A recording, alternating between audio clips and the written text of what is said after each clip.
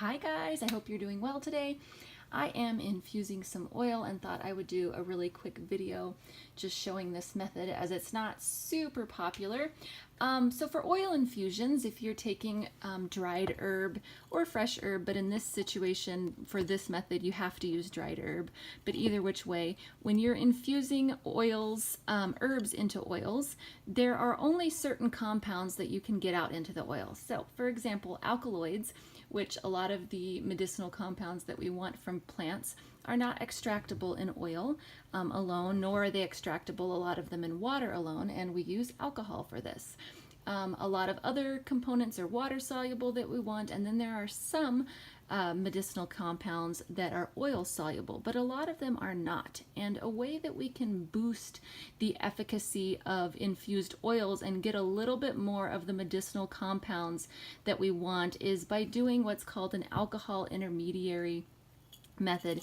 And you're using a little bit of alcohol in the dried herb and letting that sit, and then you're adding the oil to it. So yesterday I measured out, I had about 1 ounce of herb, and I put in about 1 tablespoon. It really depends on the type of oil or the type of plant material that you're using, how much you'll want to put.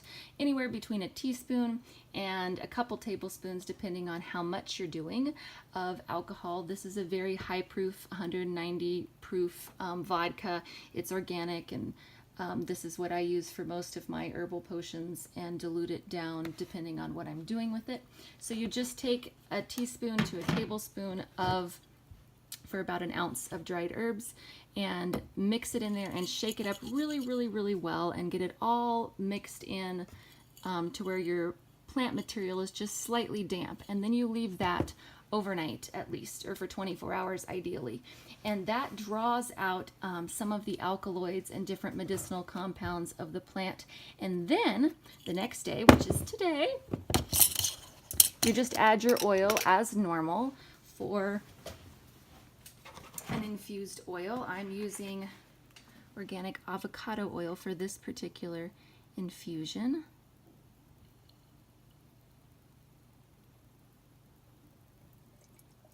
And I'm not going to go into a bunch of details on ratios and stuff for this one. I'm just going to say you just proceed like you would with an infused oil. And then this sits and infuses for a few weeks, and then there's a couple different things that you can do with it.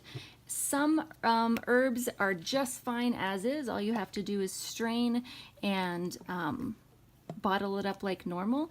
If you have any concern about wanting to evaporate off the excess alcohol, or if you have an alcohol that isn't such high proof, that's more water, you will want to evaporate it off just to make sure that you're good to go. And how I do that is just by putting a cheesecloth after this is, I have jars canning here that are, well, they've been canned and the lids are popping, so you'll hear random pops potentially. That's what that was. Nothing's cracking or breaking, just jars sealing up. So once this is done infusing, then I would take the lid off and put cheesecloth on top of it and either set it in a warm windowsill or in a crock pot that's on low, just actually on warm. Low is usually too hot for crock pots, but warm usually works pretty well because you don't want to be cooking it, and that allows any excess moisture, any little bit, to evaporate off.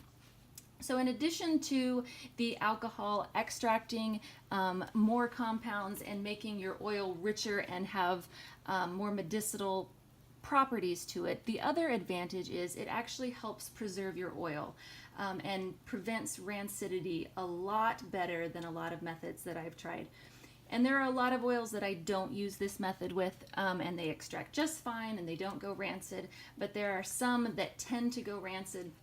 And using this alcohol method can really be helpful for those particular oils. Now you can only use this on dried material because you can't add any extra moisture in to already fresh material if you're infusing it in an oil. And there's very few plants really that we want to infuse fresh. You almost always are going to wilt plants at least first, if not fully dry them before infusing in oil, just to prevent them going rancid. But there are a few that I do fresh, and if you're doing them fresh as well, you would not want to use this alcohol method for that. But if you're using dried herbs and want a little extra punch, this is a fantastic method to use. and I highly, highly recommend it. I hope you are all having a wonderful day, and I will talk to you more next time.